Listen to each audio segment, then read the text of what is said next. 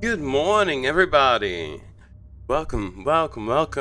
I just want to say that we have defeated our Maliwan Allegiance playthrough. We are going to be moving on to the Strength Stacking Ice Crash Inquisitor in Path of Exile. And now, here's a comment from yesterday's video from Albertosson3. Speaking of edgelords, I actually once made a character that was as edgy as possible from an aesthetic perspective. A Mark of Shadow Elf, Hexblade, Shadow Sorcerer with the Grim Reaper robes, ghastly pale skin, and had his hands cut off after he was accused of witchcraft. He had a demonic looking scythe with an evil eye that kept glaring at people that only speaks in abyssal, floats within 6 feet of him. His name can roughly translate to unsettling fellblood. Personally wise, though, he was an overly apologetic who apologizes to everything he attacks, even if they are bandits actively trying to kill him, much to the chagrin of the scythe that wanted to delight in the warmth of fresh blood itself.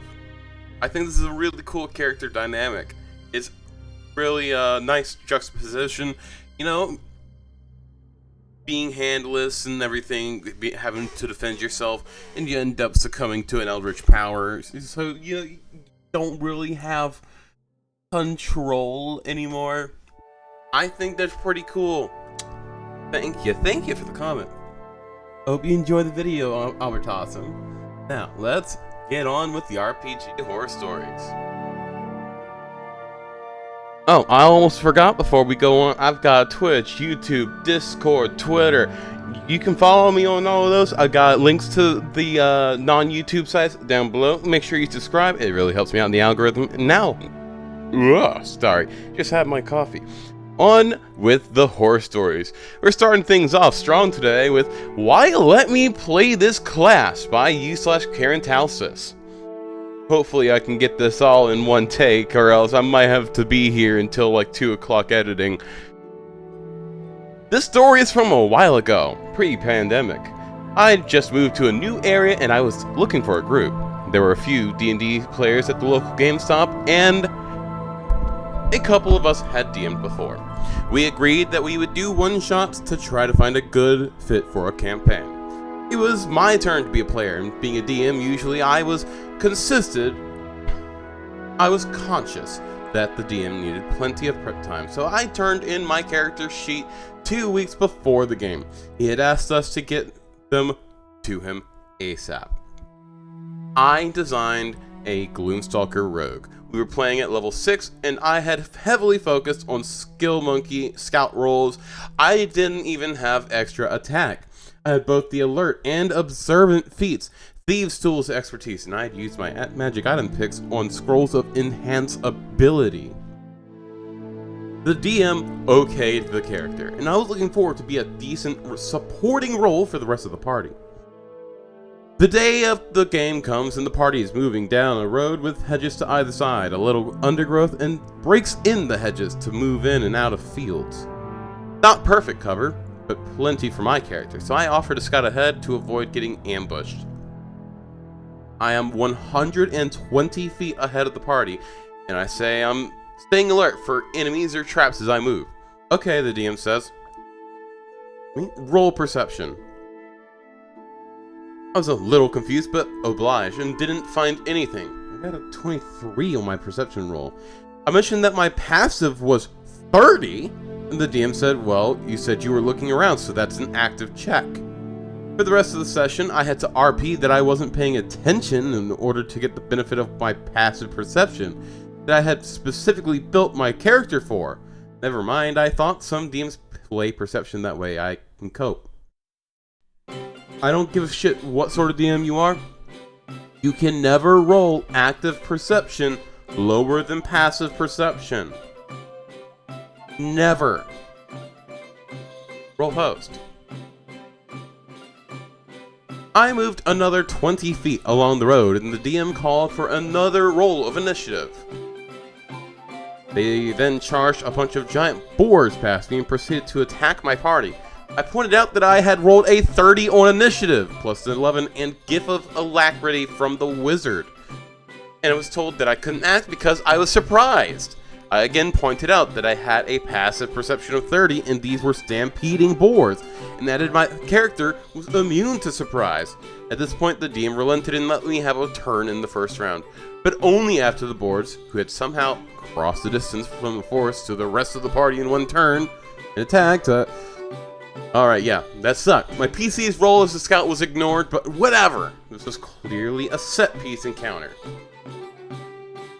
After that encounter, we arrived at our goal, some ruins we were investigating.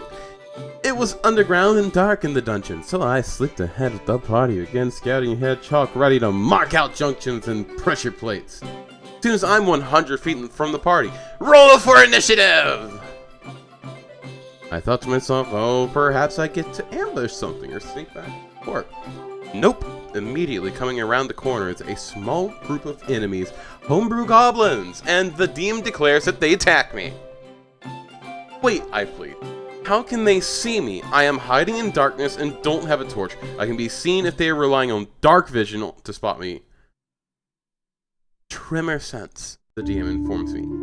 I take a bunch of damage and the rest of the team starts hustling towards my position. Naturally, I need to get away, so knowing they have tremor sense, I climb the wall and hang from the ceiling, then try to hide up there. Next round, the DM says I would have to run away again and shoots me again. Apparently, he always ruled that if I was in contact with the ceiling that was attached to the walls, attached to the floor, tremor sense would still find me. Alright, I thought. At least I know now. Would have been nice to know before I fucking tried it, though. We made it through that encounter, a bit farther in. The only trap we came across was a pit, and it couldn't be disabled because it's just a hole. It's just a hole. And we made our way to a T-junction. To the left was a locked door, and to the right was a continuing hallway. Finally, something I can do! I investigate the door and find out there's no obvious keyhole. Seems to be a smooth piece of stone with some markings on it. I ask the DM if there is any way to open it, expecting some more information or a call for a check. He just says, "Can you think of one?" I replied that I personally couldn't, but perhaps my character, the former locksmith and trap maker with years of experience, could have had an idea. And he's just like, looks like it's just too rough for you then. Later, I was told he didn't like to let character skills interfere with player puzzles. So we all left and went down the next passage. Another encounter! They're aware of me again, but I was ready this time and dashed back towards the party. Then readied my action to hide. The wizard cast levitate on me on their turn, and I hid in the darkness floating, ready to ambush the enemies. And you know what happened? I get shot. These were different enemies, see, and they had blind sight. Note that in none of these encounters did I detect the enemies before they were within 30 feet and calling for initiative. At this point, I just have to wonder, why allow my character in this session at all? Hold up, OP. OP, I feel sorry for you, because this is a group of friends, and it sounds like you did indeed have a session 0. You guys had things planned out. You know what this does smell of?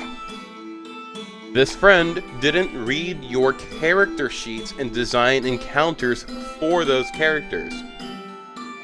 Or his idea of design encounters for your characters is to make encounters that perfectly counter your characters, not something that can be solved by using one of your character's skills. Something that can't be solved with your character, it has to be solved by somebody else. That's not good writing, it's not good storytelling. The only place that belongs is in a boss fight, because that means that you are going to be trying to figure out a roundabout way to use your character skills to overcome this hulking monstrosity, a wall of flesh, of power, of muscle, of bulk, and overpower them yourselves with your own brain power as a player. Don't let this person DM anymore. That's my only advice I can give to you. And if he continues this with you, that could put the friend group at risk. Alright, our next tale is going to have a little bit of a content warning on it. It is not safe for work. There is mention of rape and betrayal, and +3 gloves. Begin. It's been a few years since I have shared this story. Just give me 2 minutes to hear me out.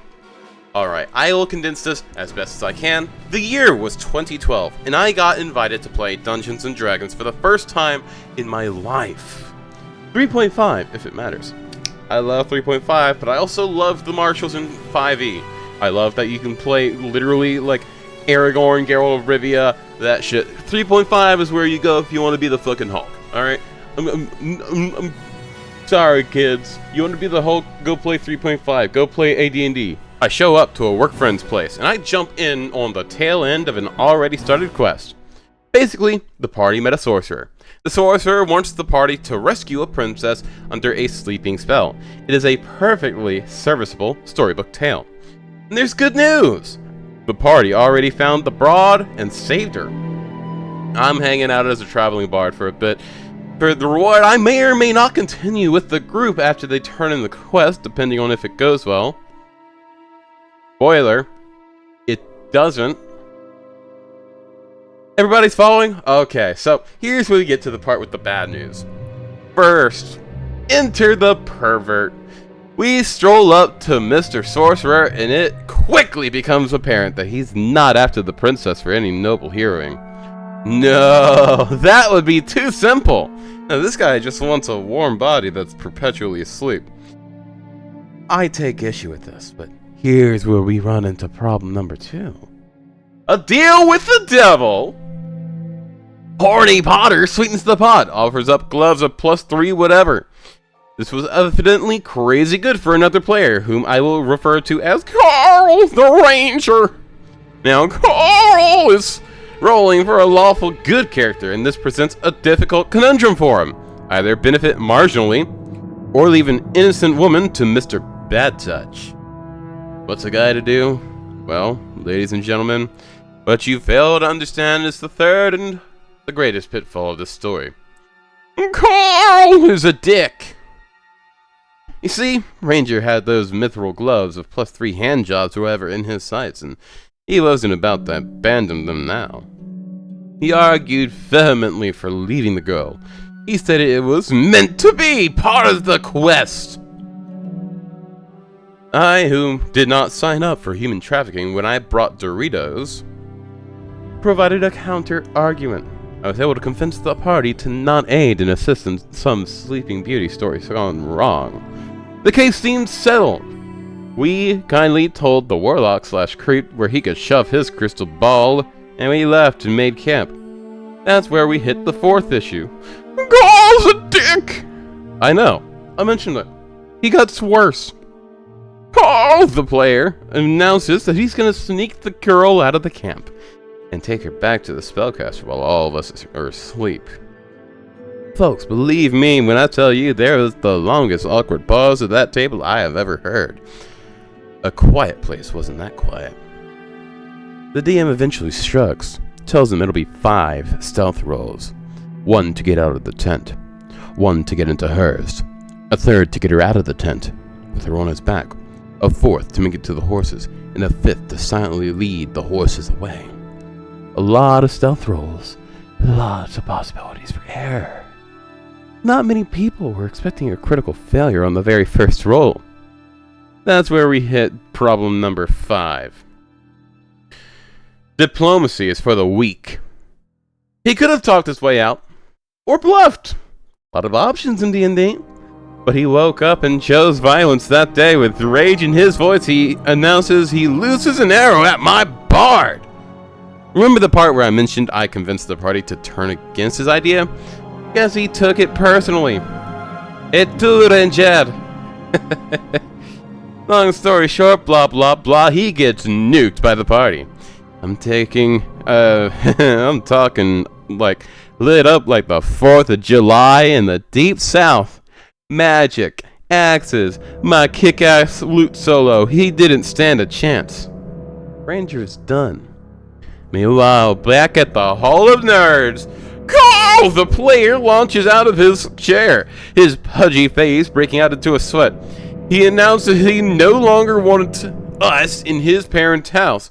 I can still remember the sobbing that could be heard through the walls after Carl kicked us all out. Saw Carl at work the next day. He didn't say much to me. This behavior was apparently excusable in high school. Carl was 32.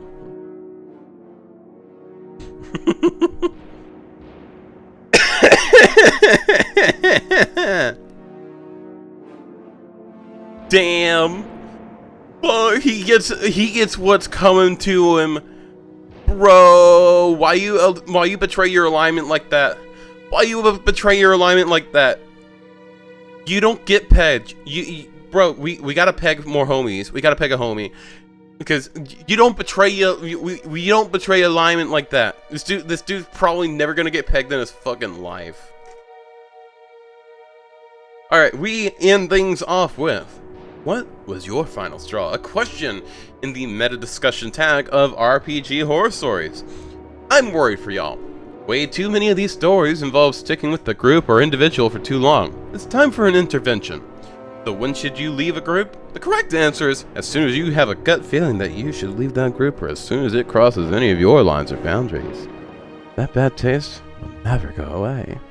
But sometimes it's hard to discern what our gut is telling us. So let's talk about when you should leave a group behind. Let's open up those replies to your final straws, or what would make you leave a group or drop a player.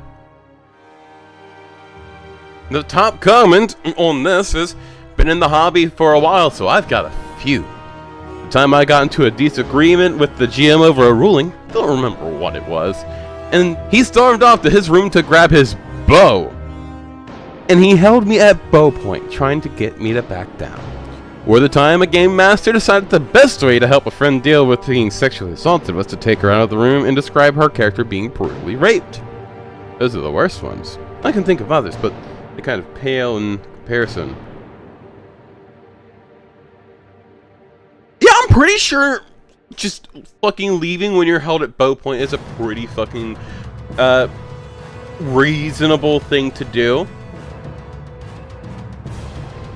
Unlike describing a character being brutally raped to somebody who's actually sexually assaulted. Yeah! Next comment. The next one down in the line of threads is from Not Cruel DND. I didn't say that right. Not Cruel Then Die. So, when you ask for something you don't like to be changed and it doesn't change, guys, XYZ is a bit far. Can we dial it back? If the table says yes and follow through, all good! If the table says yes and doesn't follow through, how much does this thing bother you? If you can't make your peace with it, fucking leave. If the table says no, how much does it bother you? If you can't make your peace with it, fucking leave. It takes a degree of emotional security and honest communication. Honestly, I think there is a degree of fear attached as well. Will I ever find another table? What if I upset my friends? The answer to the first is yes. With effort and a bit of luck. The second, potentially. And that's where I want to see you guys come in. I want to hear your answers to this line of questioning. I've never really had to leave a table, but then again, I'm usually the dungeon master. The only time I've ever left a table, it was not willing. It was just, you know, everyone had so many work responsibilities at the same time that we just stopped playing Dungeons and Dragons together. I still want to continue playing Ashes of Rubia with Alexei and Sarsa, but it's probably not going to work out. Now then, that all said, much love, stay sexy, and if you made it all the way to the end of the video, I hope that your buckets are forever golden and you have big dick energy all the time. Much love, stay sexy, and I'll see you guys in the next video. Bye-bye!